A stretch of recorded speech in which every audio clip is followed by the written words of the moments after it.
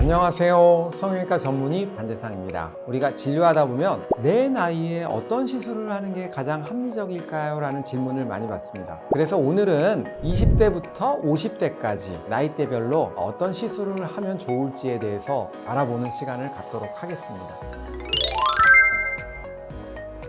이 시기는 피부가 재생 능력이 굉장히 좋습니다. 그렇기 때문에 얼굴의 과한 치료보다는 피부의 재생을 조금 더 올려주는 그러한 치료를 하는 것이 굉장히 중요하고요.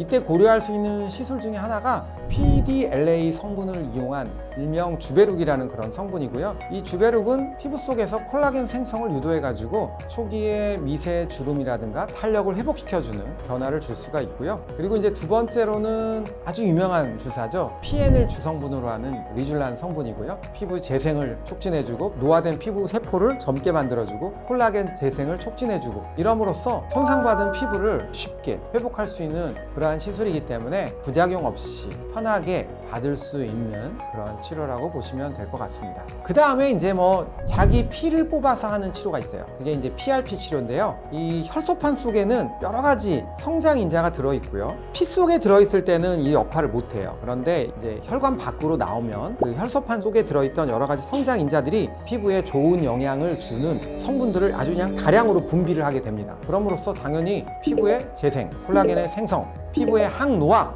이러한 여러 가지 효과를 얻을 수가 있기 때문에 PRP 치료 같은 거 받으셔도 아주 좋습니다. 30대 핵심 포인트는 탄력층 관리입니다. 노화되는 피부 진피세포, 그러니까 섬유아세포를 젊게 만드는 그런 시술이 필요한 시기가 됩니다. 탄력 감소나 모공, 초기 처짐 이런 변화들에 대해서 지속적인 관리가 필요한 그런 시기라고 보시면 될 것 같고요. 고주파를 이용한 시술과 함께 스킨 부스터들을 병행하면 30대의 노화를 개선시키는데 굉장히 도움을 받으실 수가 있습니다.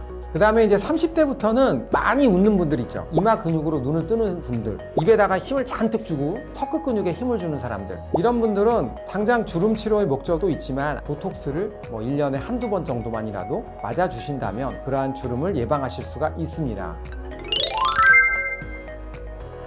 탄력과 윤곽을 좀 정리해주는 그런 시기라고 보시면 될 것 같고요. 도움이 되는 대표적인 시술로는 RF 밴드 리프팅이라는 시술이 있어요. 이게 뭐냐면 절연침을 통해서 고주파 에너지를 속에서 전달하는 거죠. 바늘의 깊이에 따라서, 바늘의 방향을 어떻게 하느냐에 따라서, 에너지를 어느 정도 주느냐에 따라서 효과가 달라질 수가 있는 거고요. 팔자주름도 좀 완화되고 마리오네트 라인도 좀 완화되고 그 다음에 목 처짐도 좀 좋아지고 이렇게 도와줄 수가 있고요. 그리고 간혹 보면은 이게 팔자주름이나 이렇게 마리오네트 라인이 너무 깊은 분들이 계세요. 이 심술볼 지방을 없애면서 꺼진 부분에다가 콜라겐을 채우면은 굉장히 좋은 효과를 얻을 수 있고요. 이 대표적인 주사가 아테콜이라는 주사고요. 송아지, 보바인 콜라겐인데 몸 안에 들어가면은 한 3달 정도 지나면은 휴먼 콜라겐으로 바뀌게 돼요. 그러면서 이제 안전하게 우리 몸속에 오래 지속될 수가 있거든요. 꺼진 부위를 교정하는데 여러 번 반복적으로 이렇게 필러 시술을 받다 보면 문제가 있을 수 있거든요. 여러 번 반복적으로 받지 않아도 되기 때문에 가장 세월이 지났을 때도 안전한 시술이라고 보시면 될 것 같아요.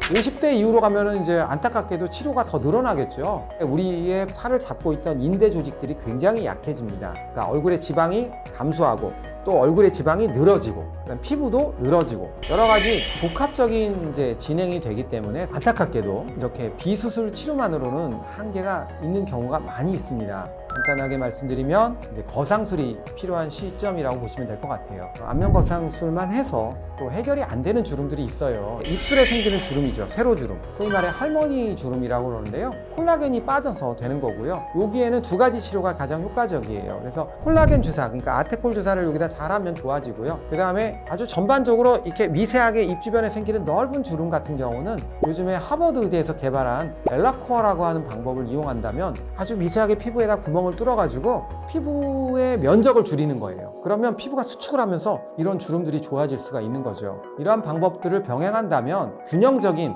항노화 치료를 할 수가 있고 조금 더 자연스러운 결과를 얻을 수가 있습니다. 우리가 수술을 하더라도 노화는 계속 진행되기 때문에 꾸준히 관리하셔야지 당연히 수술의 효과도 오래 유지될 수가 있는 거죠. 사실 개개인의 노화 속도는 모두가 다르기 때문에 제가 오늘 나이로 얘기했지만 나이만으로 정확한 진단을 하기에는 조금 어렵습니다. 정확한 진단은 아무래도 병원에 오셔서 나의 상태를 먼저 정확하게 진단 받으시는 게 중요하고요.